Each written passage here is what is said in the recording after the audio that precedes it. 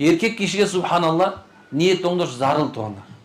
Анткеничи керек болсо азыркы мезгилде изилдөөчүлөр, француз окумуштуулары, француздардын окумуштуулары мындай Франция менен негизи бул Англиянын окумуштуулары өтө көп ушундай адам психологиясын изилдейт да.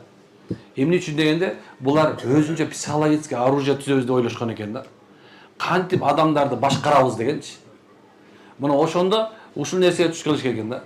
Качан эркек киши ниети бузулганда, мен мону кыла албайм дегендечи, ошол нерсе туруп элечи, тамырынан кесилгендей жок болот экен. Мына бирлен мен мону кыла албайм дегенде. Ошону мен мону нерсени кыла алам дегенде, эркекте 1000 кишинин күчү пайда болот экен.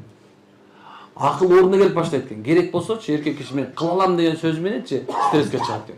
Ошону мотивация деген сөз чыгып кеткен билесиңерби? Мотиваторлор.